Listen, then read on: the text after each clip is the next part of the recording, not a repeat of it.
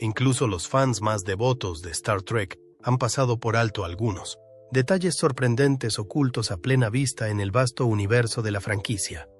Durante más de 50 años, Star Trek ha cautivado al público con su visionaria narrativa y sus icónicos personajes. Sin embargo, entre bastidores, una gran cantidad de secretos poco conocidos revelan hasta qué punto la creatividad y la necesidad dieron forma a su legado. En este vídeo desvelaremos 15 de los hechos más fascinantes entre bastidores que ponen de relieve el ingenio que impulsa la franquicia. Descubrirás que muchos de los elementos característicos de Star Trek no se planificaron cuidadosamente, sino que surgieron de problemas prácticos. Un ejemplo sorprendente se encuentra en la serie original, concretamente en el ingeniero jefe Montgomery Scotty Scott. Aunque los fans le conocen como el hacedor de milagros del Enterprise, pocos saben que el actor James Doohan llevaba un conmovedor recuerdo de heroísmo en la vida real. Le faltaba un dedo. Antes de la flota estelar, Doohan fue un héroe de la Segunda Guerra Mundial. Como teniente de la Real Artillería canadiense, irrumpió en Juno Beach el día D, el 6 de junio de 1944.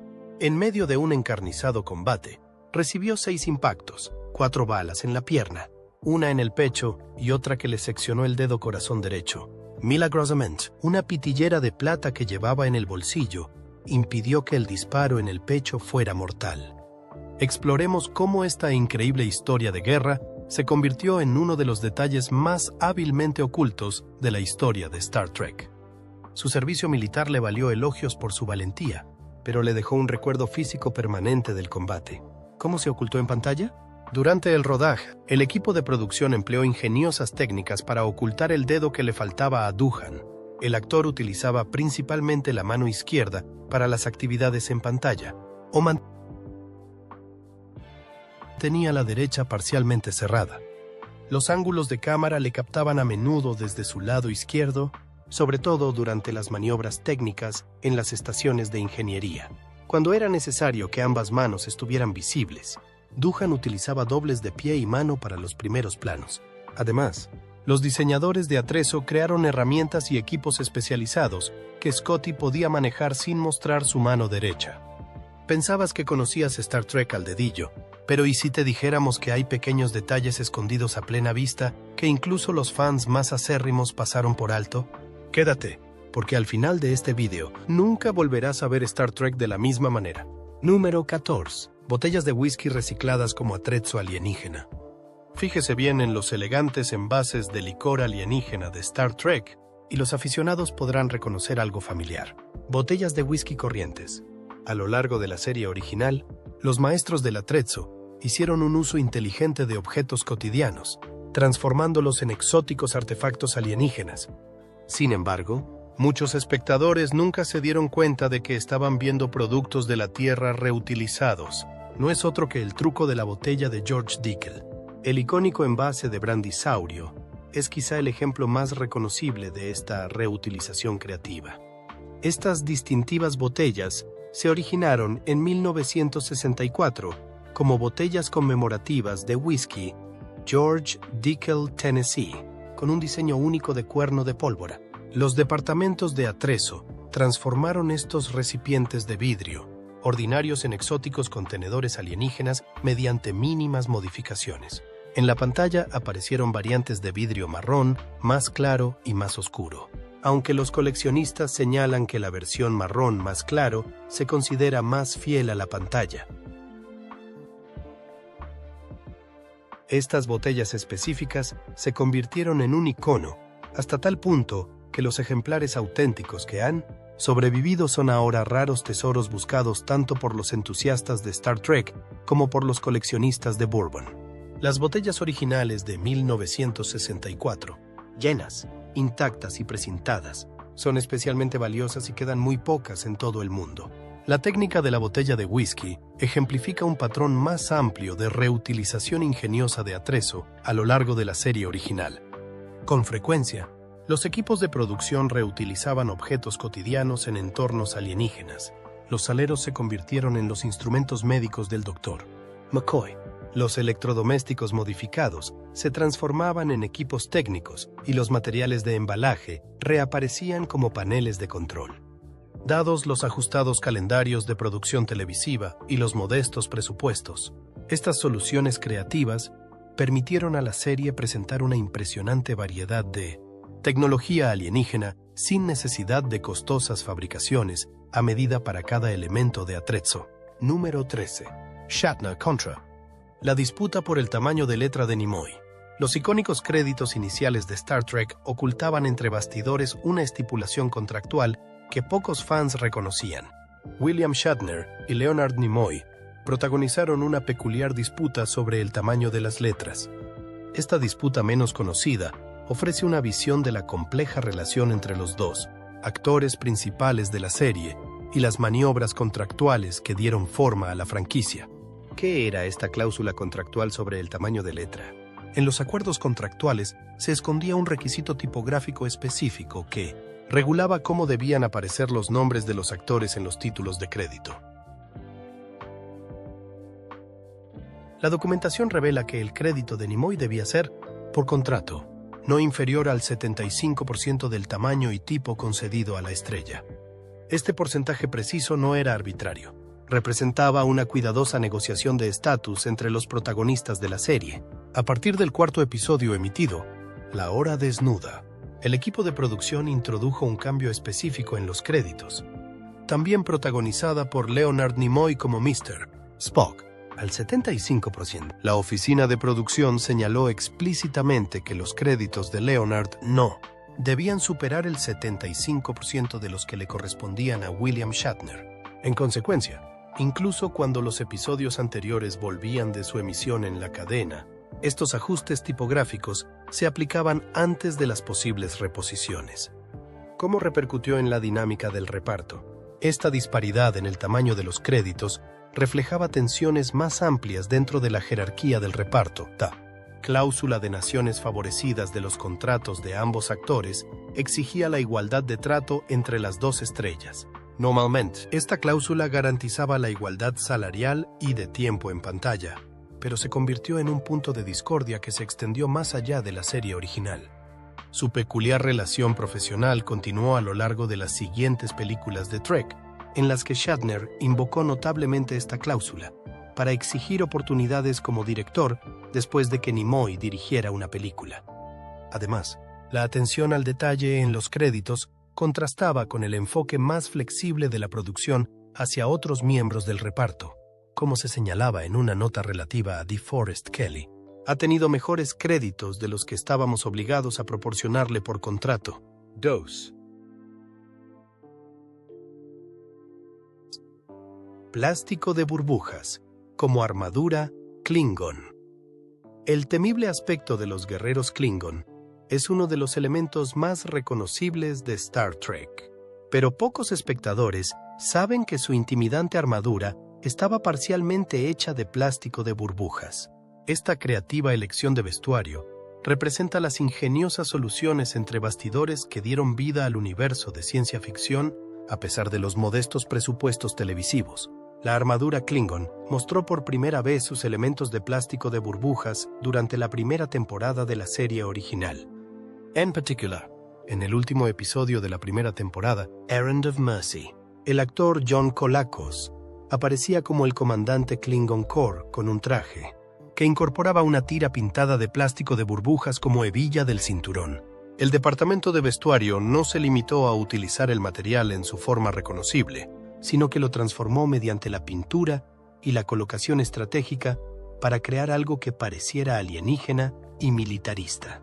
El material específico, al que el departamento de vestuario se refería como aire sellado, se convirtió en un elemento característico de la estética Klingon. ¿Por qué funcionó para los trajes de los Klingon? Contrariamente a lo que muchos suponen, el plástico de burbujas no fue una mera medida de recorte de presupuesto. Según el diseñador de vestuario Bill Theiss, esta inusual elección de material se debió más a una visión artística que a limitaciones financieras. Mi principal enfoque para convertir tejidos contemporáneos en materiales futuristas es emplear cosas fuera de contexto, explicó Theiss. La superficie texturizada del plástico de burbujas, cuando se trataba adecuadamente, sugería una tecnología alienígena o un blindaje que resultaba muy extraño para el público terrestre. Cuando los entusiastas acabaron identificando el humilde material de embalaje en los trajes de los Klingon, se apreció aún más el ingenio de la serie. Además, esta revelación puso de manifiesto la eficacia del engaño visual. El material parecía tan natural en su contexto de ciencia ficción que los espectadores nunca cuestionaron su autenticidad durante décadas. El descubrimiento circula ahora entre los entusiastas de las trivialidades de Trek, como prueba de la capacidad creativa del equipo de producción para resolver problemas. Número 1. Nave estelar con pelota de ping-pong. La enorme nave alienígena que se enfrentó por primera vez al Enterprise en la maniobra Corbomita resultaba impresionante en la pantalla. Sin embargo, lo que muchos espectadores no saben es que esta intimidante nave se construyó utilizando pelotas de ping-pong ordinarias. ¿Cómo unas pelotas de ping-pong se convirtieron en una nave espacial? La Fusarius tiene el honor de ser la primera nave alienígena encontrada en toda la franquicia Star Trek. Según los documentos de producción, este extraordinario modelo era esencialmente una gran bola cubierta de pelotas de ping-pong cortadas por la mitad y bastante desenfocada. Diseñada por Matt Jeffries, su construcción se atribuye a Hua Chang. Según consta en las órdenes de compra de Desilu archivadas en la UCLA, algunas fuentes indican que la estructura consistía en una cáscara de yeso de París con pelotas de ping-pong pegadas estratégicamente para crear su aspecto distintivo. El equipo de producción mejoró la maqueta con un par de reguladores de intensidad para hacer que la maqueta palpitara con energía, añadiendo una sensación de tecnología alienígena a la construcción relativamente sencilla. Sin embargo, crear este efecto fue todo un reto. Las secuencias de efectos visuales se rodaron en la Howard Anderson Company entre junio y octubre de 1966 y costaron $17,317. Posteriormente, estos problemas técnicos impidieron que la maniobra Corbomita se emitiera como primer episodio de Star Trek. Independientemente de los problemas de producción, la nave estelar con forma de pelota de ping-pong se convirtió en un ejemplo icónico de la resolución creativa de problemas en Star Trek. Cuando CBS Digital recreó la Fusarius como un modelo CGI para la serie remasterizada en 2006, los artistas de efectos visuales se mantuvieron intencionadamente fieles al diseño original al tiempo que añadían sutiles detalles que, como señaló Michael Okuda, probablemente deberían haber estado ahí desde el principio. Curiosamente, existe un debate entre los aficionados sobre los materiales exactos utilizados. Análisis más recientes sugieren que la superficie podría haber contenido en realidad grandes botones de cúpula acrílica con otros más pequeños y dorados en las uniones, o algún tipo de material prefabricado o bisutería en lugar de pelotas de ping-pong. No obstante, este ingenioso enfoque del diseño de naves espaciales alienígenas representa la innovación que ayudó a Star Trek a trascender su modesto presupuesto televisivo. Los fans de Star Trek son conocidos por darse cuenta de todo, o eso creíamos, pero de alguna manera, estos pequeños momentos furtivos volaron bajo el radar. Estás a punto de descubrirlo. Y créanos, el número 1 de esta lista le dejará boquiabierto. Quédate con nosotros hasta el final, porque la mejor sorpresa está al caer. Número 10. James A. Error en la lápida de Kirk. Uno de los primeros errores de continuidad en la historia de Star Trek aparece en una lápida que no debería haber existido. En el tercer episodio de la serie original, donde nadie llegó antes, los espectadores fueron testigos de una desconcertante discrepancia que se convertiría en objeto de debate de los fans durante décadas. El error se produce cuando el teniente comandante Gary Mitchell, que ha desarrollado poderes psíquicos divinos tras atravesar la barrera galáctica, crea una tumba para el Capitán Kirk. En la lápida de Mitchell se lee James R. Kirk, pero en el resto de la serie, la inicial del segundo nombre de Kirk es siempre T de Tiberio. Esta inscripción en la lápida es uno de los errores de continuidad más evidentes de los primeros episodios de Star Trek, junto con otras incoherencias de producción, como los uniformes de la flota estelar notablemente diferentes utilizados en este episodio. Curiosamente, el error nunca se corrigió físicamente en el propio episodio, Incluso durante el proceso de remasterización décadas más tarde, el equipo de efectos visuales debatió si alterar digitalmente la R a una T, pero finalmente decidieron no hacerlo debido a la ridícula cantidad de trabajo de rotoscopia necesario. La explicación vino del propio Gene Roddenberry, creador de Star Trek. Según Desi Fontana, en la introducción para Star Trek, la del episodio clásico, la respuesta oficial de Roddenberry fue simplemente que Gary Mitchell tenía poderes divinos, pero que en la base era humano. Cometió un error. Esta elegante explicación preservaba tanto la continuidad de la serie como la filmación original sin requerir correcciones de efectos especiales. Número 9. El truco del campo estelar de la retroproyección. Mientras el Enterprise parecía elevarse a través de un cosmos infinito, el campo estelar detrás de la nave del Capitán Kirk se creaba mediante un ingenioso truco visual que permanecía invisible para la mayoría de los espectadores. El imaginativo equipo de efectos especiales ideó enfoques únicos para simular el espacio que se convirtieron en sellos distintivos del estilo visual de la serie original. ¿Cómo se consiguió el efecto? El equipo de producción utilizó una impresora óptica Oxberry para crear la ilusión del viaje espacial.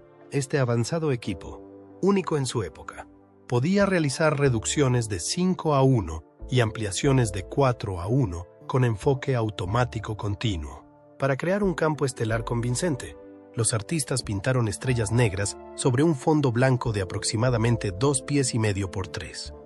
A continuación, fotografiaron este lienzo y lo rastrearon en múltiples direcciones: izquierda, derecha, arriba y abajo, utilizando diferentes mapas de negro para cada pasada. Estos movimientos se superpusieron a diferentes velocidades para crear la ilusión de que el Enterprise atraviesa el espacio más rápido que la luz. El proceso comenzó con un cielo de unas 500 estrellas y terminó con unas 30 en cada pasada. Para las estrellas fijas de fondo, el equipo perforó agujeros de varios tamaños en grandes hojas de papel negro. Para conseguir el efecto deseado, se utilizaron pantallas difusoras especiales y filtros de color. La combinación de escenas filmadas a distintas distancias de cámara y velocidades de desplazamiento creó una ilusión realista de profundidad. La compleja técnica de retroproyección siguió siendo relativamente infrecuente a lo largo de toda la serie original, debido principalmente a la gran cantidad de trabajo que requería.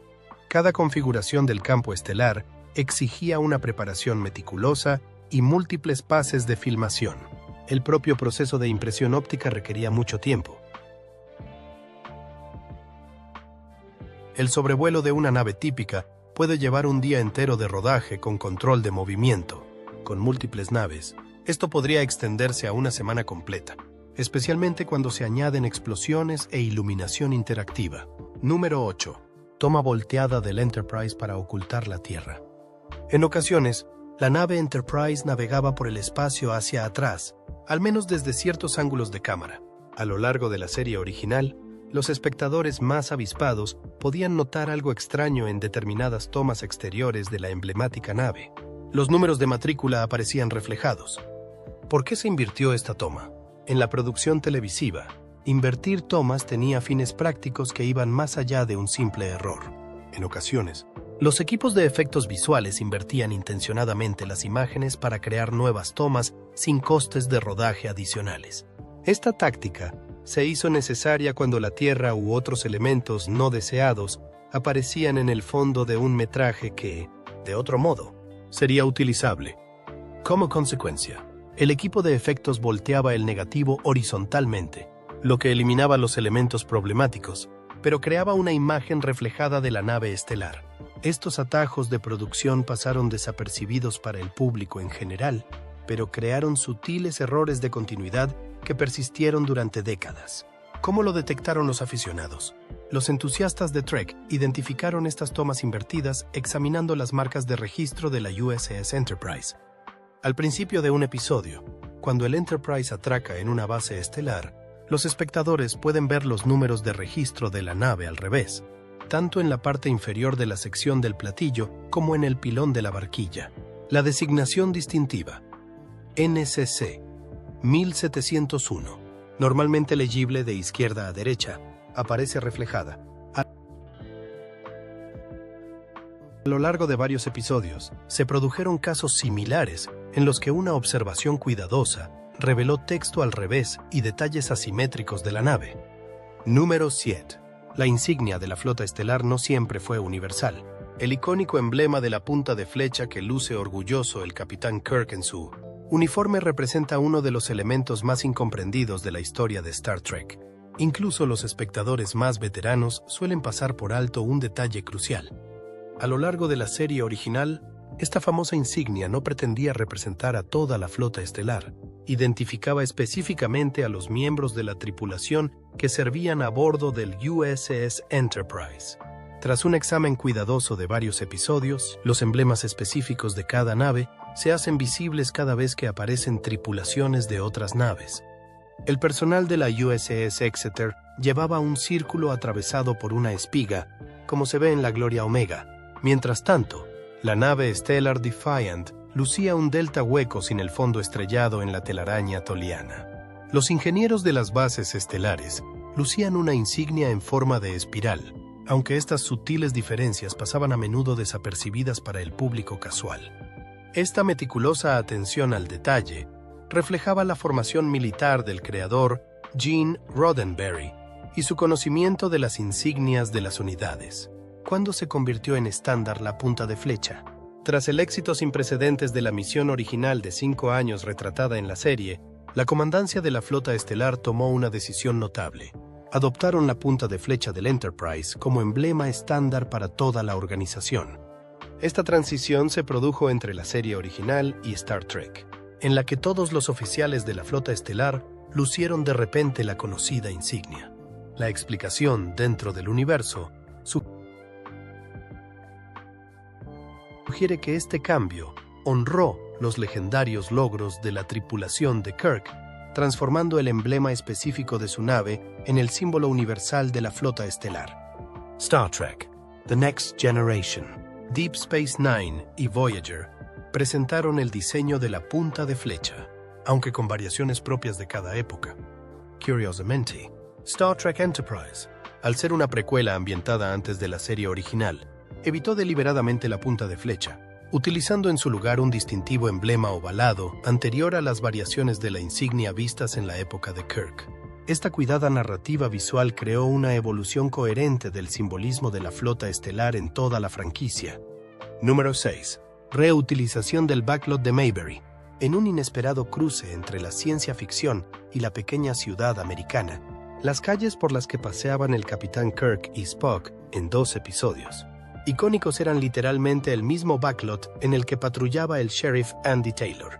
Este ingenioso intercambio de decorados entre 2 universos televisivos muy diferentes representa uno de los secretos de producción más fascinantes de la serie clásica. ¿Sabías que la producción compartió decorados con El Show de Andy Griffith? El pueblo ficticio de Mayberry, Carolina del Norte, de El Show de Andy Griffith, se transformó en paisajes alienígenas y escenarios históricos para la serie original de Star Trek. Esta reutilización creativa permitió a los espectadores ver aspectos del decorado de Mayberry, a menudo ocultos en su serie de origen. Curiosamente, los episodios de Star Trek revelaron la altura completa de los edificios de Mayberry, que en The Andy Griffith Show solían aparecer enmarcados en un solo piso. Joan Collins, estrella invitada en Star Trek, recordaba haber trabajado en el mismo estudio donde la NBC rodó The Andy Griffith Show. Este solapamiento práctico demuestra cómo las producciones televisivas aprovechaban al máximo los limitados recursos de los estudios, incluso entre géneros drásticamente diferentes. ¿Hubo episodios en los que fue visible? Sí. 2 episodios concretos ilustran esta reconversión. En Miri, el plató de Mayberry se transformó en una ciudad fantasma habitada únicamente por niños. Aún más prominente, la ciudad al borde de la eternidad transformó Mayberry en la Nueva York de los años 30, cuando Kirk y Spock viajaron atrás en el tiempo. Los espectadores atentos pueden ver el cartel de la barbería de Floyd de El Show de Andy Griffith en el fondo de estos episodios. Otras estructuras reconocibles incluyen el Hotel Mayberry, que aparece a plena vista sin la barandilla que normalmente se ve en El Show de Andy Griffith. el Palacio de Justicia y la farmacia de Walker son igualmente visibles desde ángulos que nunca aparecieron en sus series de origen. ¿Por qué esta técnica de ahorro de presupuesto? Este reparto de decorados ejemplifica el ingenio del equipo de producción en medio de las limitaciones financieras. La ciudad en los confines de la eternidad superó con creces el presupuesto asignado, costando $245.316 frente a los $191.000 previstos, por lo que el director Joseph Pevney se vio obligado a rodar en los estudios preestablecidos de la NBC para contener los costes. Como muestra de responsabilidad fiscal ante los ejecutivos de la cadena, Pevney llevó a cabo sesiones de rodaje prolongadas, filmando continuamente durante el día y la noche. Estos enfoques pragmáticos permitieron a Star Trek crear mundos diversos a pesar de los modestos presupuestos televisivos. Así que ha visto todos los episodios. Conoce todas las razas alienígenas y cita a Spock en su Hey Secretos, que incluso los mayores fans se perdieron. Y el último es tan impactante que incluso la tripulación intentó ocultarlo. No parpadees y no te lo saltes, porque lo mejor te espera al final. Número 5. El chiste de las tuberías GNDE. A lo largo de las distintas cubiertas del USS Enterprise, los fans más observadores pueden ver tuberías y conductos con misteriosas etiquetas GNDN. Este sutil detalle representa una de las bromas internas más duraderas de la historia de la producción de Star Trek, aunque la mayoría de los espectadores nunca se dieron cuenta de su humorístico significado. ¿Qué significa GNDN? GNDN es un acrónimo con una definición sencilla. No va a ninguna parte, no hace nada. Según una entrevista con John Jeffries, uno de los escenógrafos originales, todas las tuberías y cañerías del Enterprise tenían códigos de color y algún tipo de nomenclatura, y GNDN con un número detrás, y luego un código de color, se hizo muy común en todo el Enterprise. Esta broma pesada identificaba las tuberías que eran piezas puramente decorativas y no componentes funcionales. Curiosamente, el equipo de producción creó todo un sistema de etiquetado para estos elementos no funcionales, añadiendo autenticidad a la apariencia de la nave ficticia. La etiqueta GNDN es un ejemplo de cómo se entretenían los equipos de producción en medio de los exigentes calendarios de rodaje. Estas tuberías etiquetadas aparecían en varios pasillos y secciones de ingeniería, creando un lenguaje visual coherente que añadía profundidad al interior del Enterprise. De hecho, la broma iba más allá del simple etiquetado. Las propias tuberías recibieron el apodo de GNDN en referencia a su finalidad decorativa. El diseñador de producción Dave Blass señaló que estos elementos humorísticos se equilibraron cuidadosamente con la precisión técnica. Aunque queremos que sea exacto, vamos a hacer que sea realmente exacto y que sea adecuado en lugar de tener que bromear. ¿Cuál es el legado de la etiqueta? Este sutil gag trascendió la serie original, convirtiéndose en parte de la tradición de Star Trek. Cuando la tripulación de Espacio Profundo 9 reconstruyó los decorados del Enterprise para su episodio Homenaje al 30 aniversario, Trials and Tribulations, incluyeron deliberadamente tuberías GNDN como homenaje. Sin embargo, existe un debate sobre el origen de la broma. Algunos fans insisten en que nunca han visto marcas GNDN en las imágenes originales. En cualquier caso, el concepto ha influido sin duda en producciones posteriores de Star Trek, y los escenógrafos modernos siguen incluyendo estas referencias como guiños respetuosos a sus predecesores. Número 4.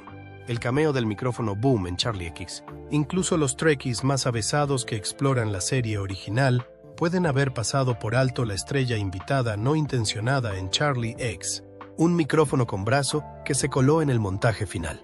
Este tercer episodio de la temporada inaugural de Star Trek contiene varios errores de producción que pasaron desapercibidos en la edición, pero que lograron cautivar al público durante décadas. ¿Cómo se coló el micrófono? En una escena crucial en la que Charlie se encuentra con Yeoman Rand para hacerle un regalo, un micrófono de brazo se mueve visiblemente en la parte inferior de la pantalla. Este cameo del equipo se produce aproximadamente a los 6 minutos del episodio. 2.6, 2.48. y permanece visible a lo largo de varias tomas en las que aparecen ambos personajes. Dado que la serie original se rodó en platós relativamente reducidos con múltiples ángulos de cámara, mantener los micrófonos de brazo fuera de cuadro supuso un reto constante para el equipo de producción. Antes de que existieran los sofisticados sistemas de edición, estos errores solían permanecer en la emisión final. Charlie X contiene varios descuidos de producción adicionales, además del micrófono errante. Después de que el Dr. McCoy examina a Charlie, los espectadores atentos pueden ver las marcas de actor en el suelo, una más corta para Charlie y una más larga para McCoy. 000456. Del mismo modo, cuando Uhura informa a Kirk sobre la comunicación del Capitán Romarts, detrás de ella se ven claramente marcadores de cinta que indican dónde se situaría Charlie al salir del turbo ascensor. A lo largo de varios episodios, las sombras de los micrófonos de brazo aparecen con frecuencia por encima de la cabeza, como se ve en el enemigo interior. ¿Por qué los fans adoran estos errores? Estos fallos de producción representan algo más que simples errores. Se han convertido en un tesoro para los telespectadores, como señala un recurso para aficionados. Descubrir a miembros del equipo en cámara es un subgénero del panteón más amplio de las meteduras de pata. Curiosamente, sitios web como Ciencia han creado extensas galerías que documentan estas meteduras de pata visuales. En lugar de disminuir el disfrute, estos errores humanos recuerdan al público que detrás de la fachada futurista había un equipo de trabajadores que creaban magia de ciencia ficción con recursos limitados. Los devotos aprecian estos momentos precisamente porque exigen que los aficionados con ojos de águila presten mucha atención para detectar cada detalle. Número 3. Aparejos visibles en donde nadie ha ido antes. Solo superado por el piloto. The Cage muestra elementos de producción fascinantes que los espectadores casuales suelen pasar por alto. A lo largo de esta primera y crucial entrega, los aficionados con ojos de lince pueden detectar diversos equipos entre bastidores no destinados a la mirada de la cámara. ¿Cuáles eran los elementos de fondo no previstos? Las escenas de la estación de craqueo de litio Delta Vega revelan numerosos atajos de producción típicos de la televisión de los años 60. En varios momentos del episodio, los soportes de iluminación y los aparejos del escenario se hacen visibles en los bordes de los fotogramas. En particular, durante el enfrentamiento de Gary Mitchell con Kirk en la sala de control de la estación, se pueden vislumbrar andamios metálicos detrás de las paredes del decorado. Además, los cables eléctricos serpentean por el suelo en algunas tomas, ya que el equipo de producción trabajó con recursos limitados para crear lo que se convertiría en un universo de ciencia ficción emblemático. Estos elementos aparecen sobre todo en los planos gran angular, cuando la cámara capta el dramático enfrentamiento entre Mitchell y Kirk. Para los espectadores contemporáneos, acostumbrados a producciones perfectamente pulidas, estos elementos visibles perturbarían inmediatamente el mundo ficticio. Sin embargo, para el público de la época, estos atisbos tras el telón solían pasarse por alto al centrarse en la propia narración. Curiosamente, algunos espectadores modernos que ven la película por primera vez afirman que estas imperfecciones técnicas en realidad aumentan su aprecio por la creatividad de presupuesto reducido que impulsó a Star Trek a la prominencia cultural. Los visibles aparejos revelan lo rompedora que fue esta plantilla de ciencia ficción teniendo en cuenta su modesto presupuesto televisivo y sus limitaciones técnicas. Número 2. Fallo en el decorado del transbordador en Galileo 7. El episodio Galileo 7 revela fascinantes fallos de producción que dejan al pair descubierto la frontera entre el universo ficticio de Star Trek y su humilde realidad de estudio. A lo largo de esta tensa historia sobre un transbordador varado, los involuntarios destellos tras el telón ofrecen a los aficionados modernos una mirada a los retos de la producción televisiva de los años 60. Al examinar más de cerca escenas clave, los espectadores pueden detectar momentos en los que la ilusión se rompe por completo. Siguiendo las instrucciones de Spock de electrificar el exterior de la nave, se gira en el compartimento trasero, revelando inadvertidamente el borde del transbordador situado detrás de él. Además, Cuando McCoy y Boma llevan el cuerpo de Gaetano a la parte trasera de la lanzadera, la parte superior del telón de fondo azul del decorado se hace claramente visible a través de la puerta. Estas interrupciones momentáneas de la continuidad continúan a lo largo del episodio. Cuando la cámara gira para simular la perspectiva de un tripulante, la parte superior del fondo se hace visible hasta que la cámara se precipita hacia abajo. ¿Cuáles son los retos de los efectos prácticos? El escarpado paisaje que rodea al transbordador demuestra simultáneamente el ingenio y las limitaciones de las técnicas de efectos prácticos. Cuando las lanzas golpean lo que parece ser roca sólida, los espectadores atentos pueden notar que la superficie se tambalea de forma poco natural. Un momento especialmente revelador se produce cuando un golpe de lanza por los aires trozos de espuma de poliestireno, transformando instantáneamente un mundo alienígena en un plató de estudio. Más allá de la propia lanzadera, surgen dificultades técnicas incluso durante las escenas del puente. Después de que Spock encienda el combustible de eyección, las sombras del equipo de cámara se mueven visiblemente por la consola del timón. La remasterización de la serie original de Star Trek se enfrentó a retos únicos en comparación con las series contemporáneas. Mientras que producciones más recientes como Friends podían acceder a los negativos originales, el equipo de efectos de Star Trek solo disponía de copias maestras de 35 milímetros. Esta limitación eliminó inmediatamente la posibilidad de convertirla a pantalla ancha, ya que no existía ningún contenido adicional más allá del fotograma original. Como resultado, muchas secuencias de efectos resultaron imposibles de separar de las tomas en directo. A pesar de estas limitaciones, los equipos de remasterización equilibraron cuidadosamente la preservación de la autenticidad y la mejora de la calidad visual, creando una actualización respetuosa que mantiene el encanto de estos compromisos de producción ocasionalmente visibles. Escenario número 1 sin pintar en Errand of Mercy. Los espectadores más avispados pueden echar un vistazo a la madera sin pintar durante los momentos más intensos de Errand of Mercy, mostrando realidades de producción que normalmente permanecen ocultas al público. Este episodio clásico, en el que aparecen por primera vez los Klingons, contiene varios elementos de construcción del decorado que rompen momentáneamente la ilusión de un mundo alienígena. Durante la secuencia inicial del ataque Klingon, un trozo de madera sin pintar del decorado es claramente visible justo debajo de donde se encuentra Spock. Además, cuando el Enterprise devuelve el fuego contra la nave Klingon, los espectadores atentos pueden ver en la parte inferior de la pantalla el tablón de madera sin terminar del decorado con las características marcas de goteo de pintura gris. Estos descuidos de producción van más allá de los meros elementos de madera. Cuando Spock camina junto a la silla de Kirk, la marca del actor se hace visible en el suelo cerca de sus pies. Y lo que es más notable, cuando Kirk es arrojado a la cárcel junto a Spock, puede verse toda la alfombrilla azul utilizada para amortiguar su caída.